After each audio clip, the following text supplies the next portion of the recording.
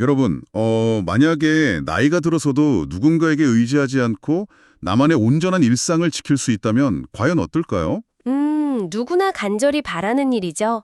사실상 노년의 가장 큰 목표 아닐까 싶습니다. 맞아요. 우리는 흔히 노화나 기억력 감퇴를 피할 수 없는 자연의 섭리 혹은 막연히 두려워해야 할 대상으로만 여기곤 하잖아요. 네, 그저 운명처럼 받아들이는 경우가 많죠. 하지만 만약 우리의 뇌가 가진 운명을 우리 스스로, 그것도 상당히 적극적인 방식으로 통제할 수 있다면 어떨까요? 아주 흥미로운 접근입니다. 오늘의 심층 탐구에서는 바로 이 질문에 대한 과학적이고도 사회적인 해답을 찾아보려 합니다. 함께 이야기 나눌 전문가 모셨습니다. 안녕하세요. 안녕하세요. 오늘 여러분과 함께 살펴볼 메인 자료는 김영래 편집장의 최신 칼럼 아침마다 지혜 289호입니다. 제목이 사기 주도적 인지관리, 시니어의 품격과 국가적 책무를 지키는 길인데요. 제목부터가 뭔가 묵직하네요. 그렇죠. 이 칼럼은 단순히 개인 차원에서 어떻게 하면 치매를 예방하고 건강하게 오래 살 수 있는가를 묻는 가벼운 실용서를 훌쩍 넘어섭니다. 거시적인 이야기를 다루고 있다는 뜻인가요? 네, 맞습니다. 독일에서 진행된 20년간의 장기 추적 연구라는 아주 탄탄한 과학적 근거를 바탕으로 하고요. 시니어의 인지 관리가 개인의 존엄성을 넘어서 왜 우리 사회와 국가 시스템의 존속과 직결되는지 그 연결고리를 짚어내고 있습니다. 이번 자료를 제가 꼼꼼히 읽어보면서 가장 먼저 눈에 확 들어온 건 역시나 아주 구체적인 수치였어요. 아, 그 25% 말씀이시죠? 네, 맞습니다. 의학 관련 기사나 연구 결과가 진짜 하루가 멀다 하고 쏟아지잖아요. 그런데 이 독일 연구에서 제시한 치매 발병률 25% 감소라는 수치는 상당히 묵직하게 다가오거든요. 보통 어떤 질환의 발병률을 몇 퍼센트 낮췄다 이런 연구는 꽤 많긴 하죠. 그렇죠. 그런데 치매라는 그 복잡하고 치명적인 질환에서 무려 25%의 감소율을 이끌어냈다는 건 통계적으로도 시사하는 바가 엄청나게 클 것 같단 말이죠. 정확히 보셨습니다. 이 25%라는 수치가 지니는 무게감을 제대로 이해하려면 먼저 이 연구가 도대체 어떻게 진행되었는지를 들여다볼 필요가 있습니다. 아, 연구 방식 자체가 특별했나요? 네, 흔히 우리가 접하는 인지 기능 연구들을 보면 짧게는 몇 개월, 길어야 한 1, 2년 정도 단기적인 뇌파 변화나 기억력 테스트 점수 향상을 측정하는 경우가 대부분입니다. 아, 약간 before and after 비교하듯이 짧게 끝나는군요. 맞아요.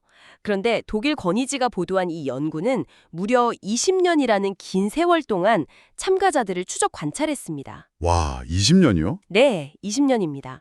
20년 동안 참가자들의 실제 삶 속에서 인지 저하가 어떻게 방어되는지 혹은 어떻게 무너져 내리는지를 가감없이 기록한 진짜 데이터라는 뜻이죠. 20년이면 사람의 인생에서 정말 큰 부분을 차지하는 시간인데 그 변인 통제가 엄청나게 어려운 장기 연구에서 25%의 차이가 벌어졌다는 거네요. 바로 그겁니다. 우연이나 오차 범위로 해석할 수 없는 명확한 인과관계가 존재한다는 의미입니다. 단기적인 처방이 아니라 20년간 누적된 삶의 궤적에서 증명된 차이라는 거군요.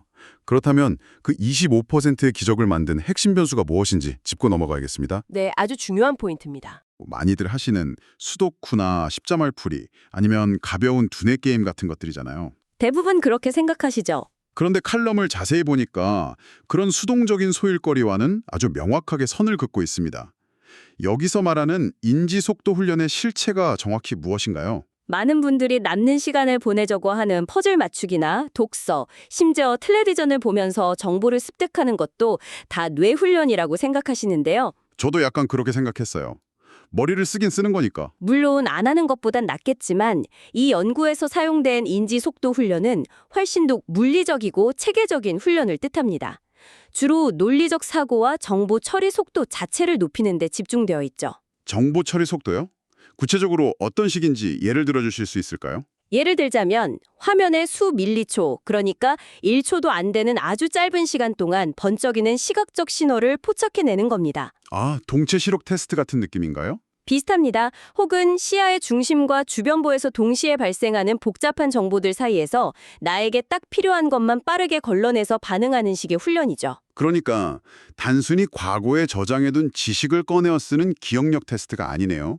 네, 지식의 양을 묻는 게 아닙니다. 새로운 정보가 뇌로 훅 들어왔을 때 그것을 얼마나 빠르게 인식하고 분류해서 적절한 명령을 내리는지 그 처리 프로세서 자체를 강하게 압박하고 훈련시킨다는 거군요. 아주 정확한 비유입니다. 비유하자면 스마트폰에 이미 저장된 사실을 잘 찾아내는 게 아니라 스마트폰의 CPU 성능 자체를 업그레이드하기 위해서 시스템을 계속 한계치까지 밀어붙이는 그런 느낌이네요. 그런 맥락에서 이해하시면 완벽합니다. 단순히 지식의 양을 늘리는 것이 아니라 정보가 오가는 신경망의 고속도로를 넓히고 포장하는 작업인 셈이죠. 고속도로를 넓힌다. 확 와닿습니다. 반응 속도와 분할 주의력을 지속적으로 자극함으로써 뇌가 둔해지지 않도록 물리적인 적응을 강제하는 원리입니다. 이 대목에서 저를 진짜 놀라게 한 건 따로 있었습니다.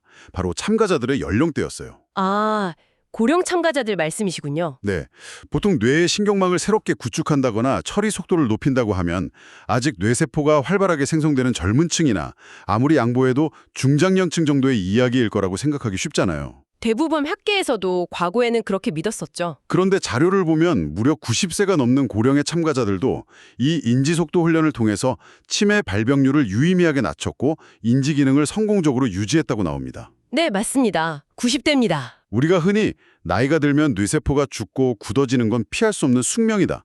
이렇게 여기는 고정관념을 완전히 산산조각내는 결과 아닌가요? 이 연구가 학계와 우리 사회에 던진 가장 큰 충격파가 바로 그 지점에 있습니다.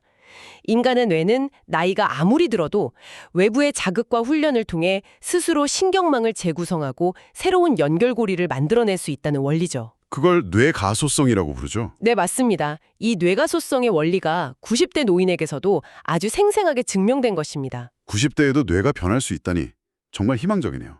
물론 90대의 뇌가 20대의 뇌처럼 완벽하게 빠르고 젊어진다는 뜻은 결국 아닙니다. 한계는 분명 존재하죠. 물리적인 노화 자체를 완전히 막을 수는 없겠죠. 그렇습니다. 하지만 나이가 들었다는 이유 하나만으로 인지 저하를 어쩔 수 없는 노화의 숙명으로 받아들이고 무기력하게 체념할 필요가 전혀 없다는 것.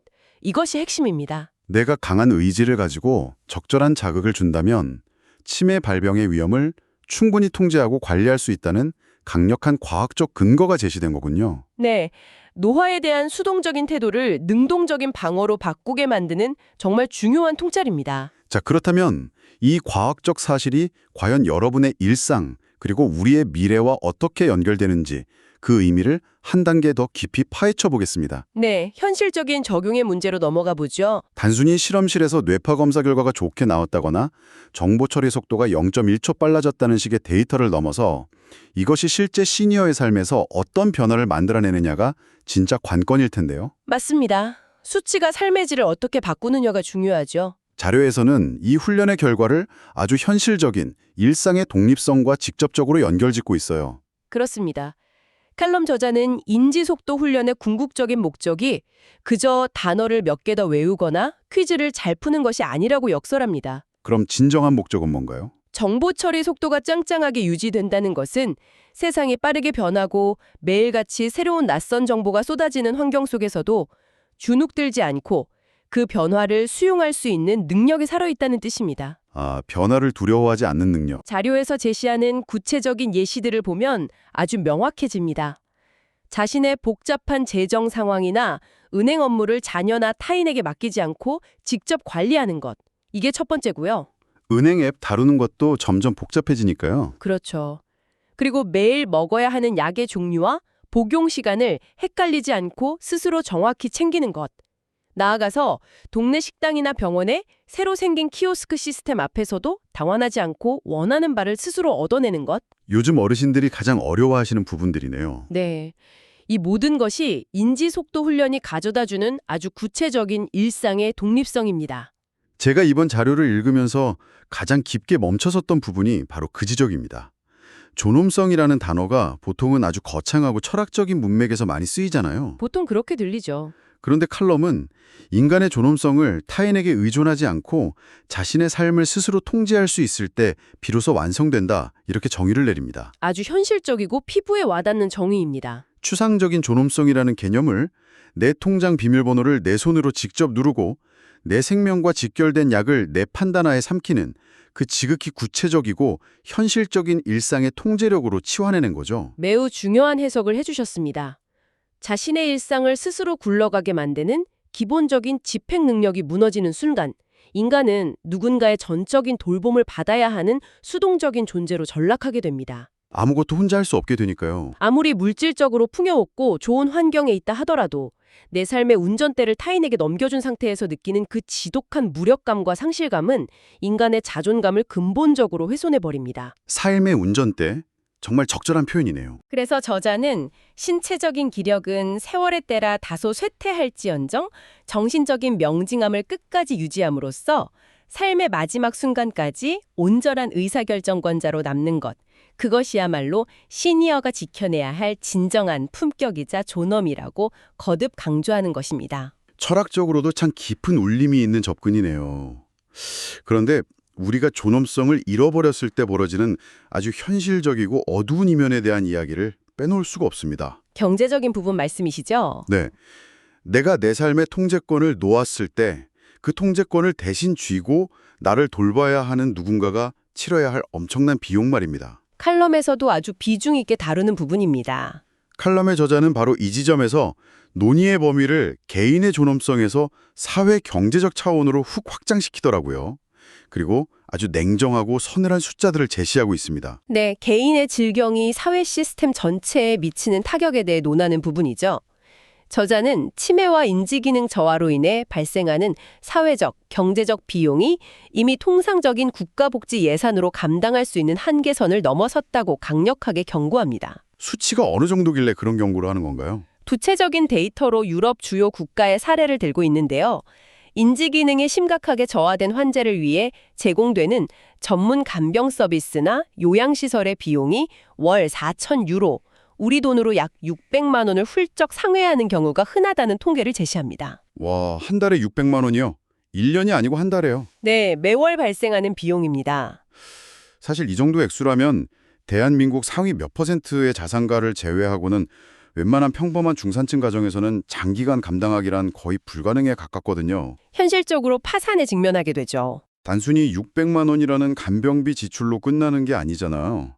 누군가는 그 막대한 비용을 벌기 위해서 생업에 뼈 빠지게 매달려야 하고 또 다른 가족 구성원은 밤낮 없이 간병에 매달리면서 물리적으로 또 정신적으로 피폐해지겠죠. 네, 가족 전체의 위기가 시작되는 겁니다. 한 개인의 인지 저하가 결국 가족 구성원 전체의 삶의 기반을 연쇄적으로 무너뜨리는 무시무시한 뇌관이 된다는 저자의 지적이 너무나 현실적이라 뼈아프게 들립니다. 저자는 바로 그 뼈아픈 현실을 지렛대 삼아서 이 칼럼의 가장 핵심적이고도 어쩌면 다소 논쟁적일 수 있는 논리를 전개하기 시작합니다. 아, 어떤 논리죠? 바로 보수적 관점에 입각한 자기 책임론입니다. 아, 자기 책임론. 여기서 시청자 여러분께 한 가지 확실히 말씀드리고 넘어갈 부분이 있습니다. 네, 짚어주시죠. 오늘 저희가 이 자료를 깊이 파헤치는 과정에서 저자의 측정한 정치적, 이념적 주장에 편을 들거나 동조하려는 의도는 전혀 없습니다. 반대로 비판하려는 의도도 없고요. 네, 맞습니다. 철저히 객관적인 관점에서 전달해드리는 거죠. 네, 철저히 제3자의 관점에서 원문 자료의 저자가 어떤 논리 구조를 통해 개인의 건강 문제를 국가적 사회적 담론으로 끌어올렸는지 그 내용 자체를 면밀히 들여다보는 중이라는 점 기억해 주시면 좋겠습니다. 네, 저자의 주장을 찬찬히 뜯어보면 요지는 이렇습니다. 국가가 제공하는 복지 시스템이나 건강보험이 분명 존재하지만 한 달에 수백만 원씩 수년, 수십 년간 이어지는 그 엄청난 간병의 무게를 국가가 온전히 다 대신 짊어질 수는 없다는 겁니다. 복지 재정이라는 것도 결국 세금이고 분명한 한계가 존재하니까요. 그렇습니다. 그렇다면 저자는 이런 냉혹한 현실 속에서 시니어 개인에게 과연 어떤 태도를 요구하고 있을까요? 궁금하네요. 어떻게 하라는 건가요? 저자는 국가 시스템에 기대기 이전에 개인이 먼저 철저하게 자신의 뇌 건강을 방어해야 한다고 주장합니다. 아, 개인이 먼저 방어선을 구축해라. 네, 칼럼의 표현을 그대로 인용하자면 이렇습니다. 시니어가 인지속도 훈련을 통해 자신의 뇌 기능을 관리하는 것은 단순히 건강하게 오래 살기 위한 개인의 웰빙이나 선택의 문제가 아니라 가족의 안녕을 수호하고 국가적 건강보험 재정의 건전성을 유지하는 시민으로서의 숭고한 책무라는 것입니다. 시민으로서의 숭고한 책무 표현이 정말 강렬하네요. 아주 단호한 어조를 사용하고 있죠. 보통 우리가 질병에 걸리는 건 본인이 잘못해서가 아니라 운이 나쁜 불운이라고 생각하고 사회가 그것을 따뜻하게 보듬어 주어야 한다고 믿는 전통적인 복지국가의 관점과는 결이 완전히 다르네요. 네, 정반대의 접근이라고 볼 수 있습니다. 이 칼럼의 저자는 보수적인 시각에서 개인이 체계적인 훈련과 강한 의지로 자기 자신을 통제하고 책임지는 것을 질서 있는 공동체 유지의 전제 조건으로 보고 있는 거군요. 정확한 분석입니다. 내가 내 뇌를 방치해서 치매에 걸리면 그것은 단순히 나 한 사람의 비극으로 끝나는 게 아니라 내 가족을 빈곤으로 몰아넣고 국가의 한정된 재정을 갉아먹어서 결국 사회 전체의 질서를 위협하는 결과를 낳는다. 이런 논리잖아요. 네, 바로 그 지점입니다. 저자가 전개하는 보수적 담론의 뼈대가 바로 그것이죠. 굉장히 무겁고 서늘한 시각입니다. 자기 스스로를 부양하고 돌볼 수 있는 능력, 즉 자립이야말로 공동체에 대한 부담을 덜어주는 가장 적극적인 형태의 사회적 기여라는 것입니다. 자립이 곧 기여다. 그래서 꾸준히 뇌를 단련해서 타인에게 의존하는 시기를 최대한 늦추는 행위를 그저 개인의 사적인 건강관리가 아니라 국가의 존속을 돕는 공적인 의무이자 책임으로 격상시켜 해석하고 있는 것이죠. 이 관점의 타당성 여부를 떠나서 초고령화 사회를 바라보는 매우 도발적이고 흥미로운 프레임인 것만은 확실합니다. 네, 논의해볼 가치가 충분한 시각이죠. 그렇다면 논의를 조금 더 진전시켜 볼까요? 저자가 진단한 현실은 아주 명확합니다. 인지 저하로 인한 비용은 파멸적이고 국가는 그걸 다 감당할 수 없으며 따라서 개인이 스스로 인지 능력을 훈련하는 책임을 다해야 한다. 네, 여기까지가 저자의 진단이죠. 그런데 개인한테 당신들의 뇌를 각자 도생으로 알아서 훈련하시오. 이렇게 달랑 책임을 떠넘기고 끝나는 것이 칼럼의 결론은 아닐 텐데요. 당연히 아닙니다. 그렇게 끝나면 무책임한 주장이 되겠죠. 저자는 이 거대한 사회적 난제 앞에 어떤 실질적인 해결책을 제시하고 있습니까? 다행히 저자도 개인의 의지와 책임만을 맹목적으로 강요하지는 않습니다. 칼럼의 결론부에서 저자는 한정된 사회적 자원과 국가의 예산이 과연 어느 방향으로 향해야 하는가에 대한 인프라적 통찰을 제시합니다. 인프라에 대한 통찰이요. 네, 저자는 현행 복지제도가 주로 이미 병이 깊어진 환자들에게 재정을 쏟아붓는 사후 약방문 형태이거나 아니면 시니어들의 소외감을 달래주는 감성적인 복지 지원에 치우쳐 있다고 날카롭게 지적합니다. 노래교실이나 산책 프로그램 같은 것들을 말하는 거겠죠? 맞습니다. 따뜻한 위로와 사후 지원도 인간적으로 물론 중요하지만 그것만으로는 밑빠진 독에 물 붓기처럼 급증하는 치매 관련 비용을 도저히 감당할 수 없다는 비판적 시각입니다. 위로와 간병 위주의 감성적 복지에서 벗어나야 한다면 그 막대한 예산과 행정력을 도대체 어디로 돌려야 한다는 건가요? 바로 실효성 있는 예방적 차원의 인프라 구축입니다. 아까 말씀하신 그 인지 속도 훈련 같은 거요? 정답입니다. 앞서 우리가 아주 구체적으로 살펴봤던 그 훈련, 즉 뇌의 정보 처리 프로세스를 물리적으로 업그레이드하고 반응 속도를 높이는 그 과학적이고 체계적인 훈련 프로그램들을 소수의 연구소에서만 할 게 아니라 사회 전반에 아주 널리 확산시켜야 한다는 주장입니다. 누구나 쉽게 접근할 수 있게요? 네. 동네마다 있는 지역센터나 노인복지 시설의 커리큘럼을 단순한 오락이나 취미활동 위주에서 과감하게 벗어나야 한다는 거죠. 확실한 방향 전환이네요. 시니어들이 실질적으로 뇌신경망을 강화하고 논리적 판단력을 방어할 수 있도록 전문적인 인지훈련 시스템으로 전면 개편해야 한다는 것이 저자의 결론입니다. 아, 그러니까 국가와 사회의 진짜 역할은 개인에게 짐을 떠넘기는 게 아니라 개인이 자신의 책임을 완벽하게 다할 수 있도록 훈련의 장을 제대로 깔아주는 데 집중해야 한다는 의미군요. 맥락을 아주 잘 짚어주셨습니다. 한 달에 600만 원씩 드는 요양원 비용을 뒤늦게 지원하느라 쩔쩔말 바에는 차라리 70대, 80대 시니어들이 일상에서 걸어서 갈 수 있는 거리에 과학적인 뇌훈련 센터를 짓고 전문 프로그램을 보급하는 데 선제적으로 투자해라. 이런 거잖아요. 맞습니다. 예산의 효율성을 극대화하자는 거죠. 개인은 훈련에 적극적으로 참여해서 자립을 유지하는 책임을 다하고 국가는 그 훈련이 가능하도록 최고 수준의 인프라를 제공하는 책임에 집중하는 것. 네. 이렇게 보니까 개인의 자기주도적 노력과 예방 중심의 복지 인프라가 아주 정교하게 맞물려 돌아가는 상당히 실용적인 대안을 제시하고 있네요. 네. 저자의 관점을 쫙 종합해보면 결국 묘비우스의 띠처럼 촘촘하게 연결되어 있습니다. 국가가 과학적으로 검증된 인지훈련 인프라를 적극적으로 제공해야만 개인도 자립이라는 시민적 책무를 완수할 수 있는 거고요. 그렇죠. 훈련할 곳이 있어야 훈련을 하니까요. 반대로 개인이 그 책임을 다해 건강을 유지해 줘야만 국가의 건강보험 재정과 사회적 질서가 무너지지 않고 버틸 수 있다는 것이죠. 서로가 서로를 지탱하는 구조네요. 이것이 바로 김영래 편집장이 이 칼럼을 통해서 우리 사회에 던지고자 했던 고령화 시대의 새로운 생존 법칙이자 지속 가능한 공동체를 위한 제언이라고 분석할 수 있겠습니다. 오늘 저희가 살펴본 자료의 내용이 참 많은 생각거리를 안겨주는 것 같습니다. 처음에 언급했던 25%의 발병률 감소라는 독일의 장기 연구 데이터부터 시작해서 90대 노인에게도 살아 숨쉬는 뇌가소성의 놀라운 희망, 네, 아주 중요한 과학적 팩트였죠. 스스로 일상을 통제할 때 지켜지는 진정한 존엄성의 의미, 그리고 그것을 국가적 질서와 책임의 무게로 연결한 날카로운 시선까지. 오늘 정말 어느 하나 가볍게 넘길 수 없는 통찰들로 가득 차 있었습니다. 저 역시 오늘 논의를 통해 아주 깊은 인상을 받았습니다. 인간의 노화를 단순히 피할 수 없는 신체적 쇠퇴의 과정으로만 치부할 것이 아니라는 점이 가장 와닿네요. 능동적인 방어가 가능하다는 거였죠. 네, 고도의 훈련과 인프라를 통해 충분히 능동적으로 관리할 수 있는 영역으로 바라본다는 점이 인상적입니다. 그리고 훗날 가족과 사회에 무거운 짐이 되지 않고 꼿꼿한 어른으로서 내 자리를 당당히 지켜내는 그 지나간 과정 자체가 이 시대를 살아가는 숭고한 책무가 될 수 있다는 사실이 우리에게 적지 않은 여운을 남기는 것 같습니다. 그렇습니다.